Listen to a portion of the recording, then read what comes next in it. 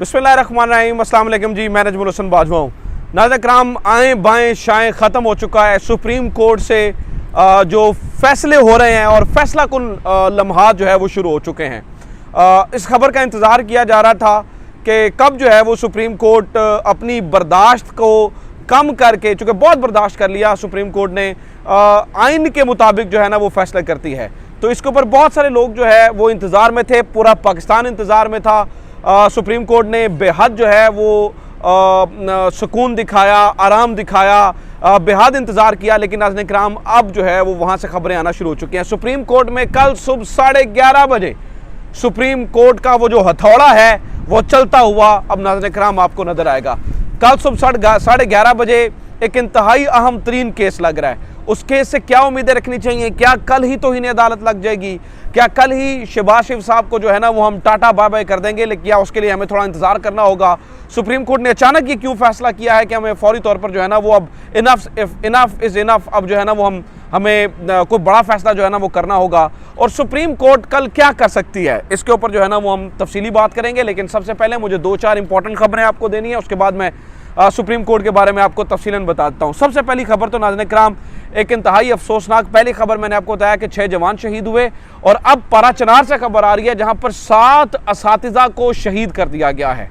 पाराचनार ये त्रिमंगल में high school है पाराचनार का, जहाँ पर स्टाफ रूम के अंदर जो है ना वो फायरिंग की गई है। 7 असातिज़ा नाज़रीन किराम इसके अंदर शहीद हो गए हैं। इनके बारे में जो इब्तदाई खबरें आई हैं वो ये है कि इन 7 असातिज़ा का जो ताल्लुक़ था वो अहले तशी मकतबा फ़िक्र से था, अहले तशी फ़िरक़े से था।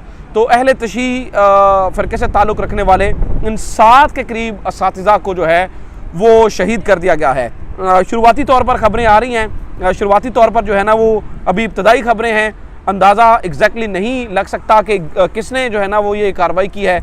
लेकिन इब्तदाई तौर पर जो खबरें मिल रही हैं वो ऐसे ही लग रहा है जैसे कि शायद सरहद पार से जो है ना कुछ चीज़ को इनिशिएट किया गया है। बहरहाल एक बहुत अफसोसनाक, एक बहुत ही जो है ना वो अफसोसनाक वाक़या पेश आया है। इसकी जितनी मज़म्मत की जाए कम है।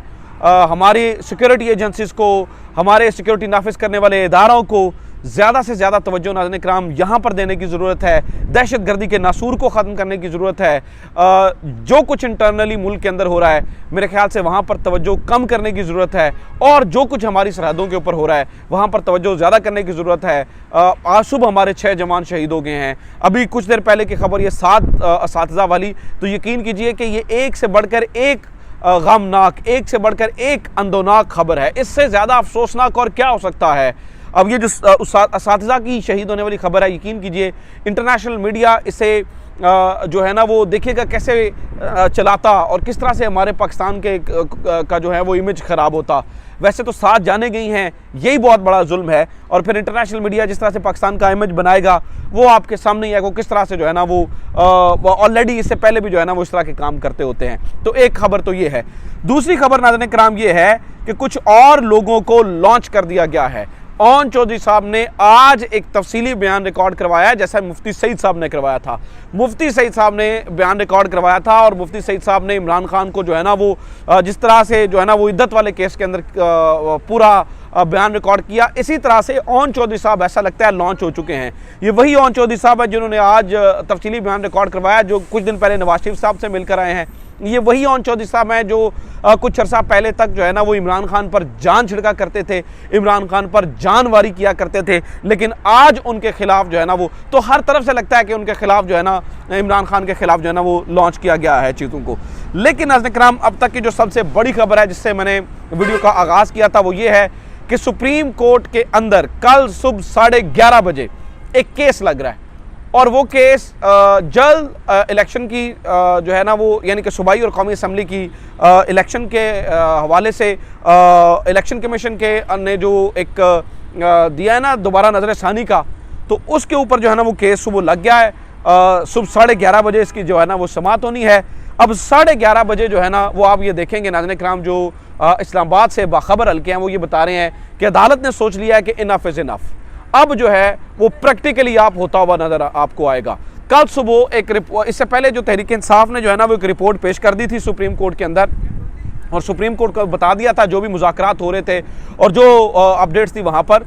तो अब जो है ना वो मोस्ट प्रोबेबली होगा क्या कि कल जो अदालत है वो हुकूमत से रिपोर्ट मांगेगी और पूछेगी कि आप जो है ना वो किस हद तक जो है ना वो किस नतीजे पर पहुँचे हैं। नाज़रीन इकराम, और मैं आपको ये बता दूँ, जो बाखबर हल्के बताते हैं वो ये हैं कि अदालत कुछ इसलिए भी गुस्से में है क्योंकि अदालत को डायरेक्ट धमकियां लगाई जा रही हैं। अब आप देख लें कि राना सनाउल्लाह ये कहते हैं कि तुम्हारा वही हाल करेंगे जो जस्टिस सज्जाद अली शाह का किया था, इसलिए भी अदालत को गुस्सा है। अदालत को जो है ना वो ये कहा गया है कि अगर आप पार्लियामान की कार्रवाई हमसे मांगेंगे तो हम आपसे जो है ना वो फिर सुप्रीम कोर्ट की कार्रवाई के जो है ना वो सेशंस की डिटेल्स जो है ना वो मांगे, तो इसलिए भी उन्हें गुस्सा है।